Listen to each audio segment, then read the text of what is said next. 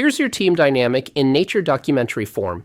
The alpha speakers circle their prey, airtime, while the quiet ones play dead, hoping not to be noticed. That interrupted team member? Nay just learned that speaking up means being spoken over. Lesson internalized. Stay silent, stay safe. The cruel irony?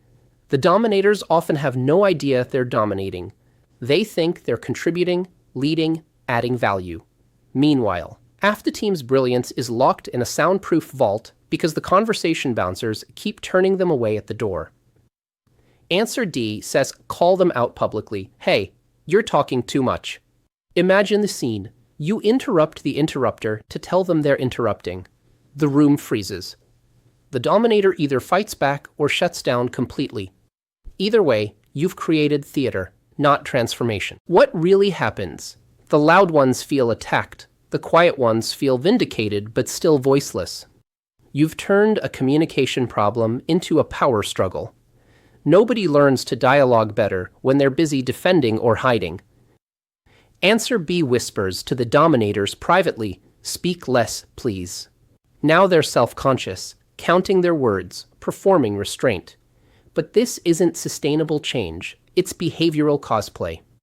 Plus, you've made it their problem to solve alone, when it's a system dynamic. Answer C goes anonymous. Polls, written input, digital democracy. Great for introverts, terrible for team development. You're accommodating the dysfunction instead of addressing it. Teams that can only hear each other through anonymous channels aren't teams. They're strangers with shared deadline. Now watch Answer A create structural magic. The team develops inclusive norms together. Maybe it's a talking stick, maybe timed rounds, maybe no immediate responses rules. The method matters less than the meaning. We decided how we want to communicate. Here's the psychological breakthrough. When dominators help design inclusion structures, they own them. When quiet members help create speaking opportunities, they use them.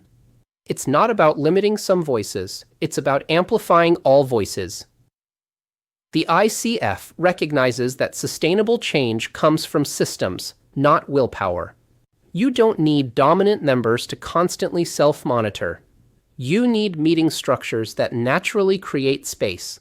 Like traffic lights, nobody feels oppressed by taking turns. Stop managing individual volume controls. Start designing conversational architecture. Because the best discussions aren't when loud people get quiet or quiet people get loud. It's when everyone gets heard. Create the conditions where contribution is invited, not fought for. That's when teams discover their collective genius isn't in a few voices. It's in the chorus they create together.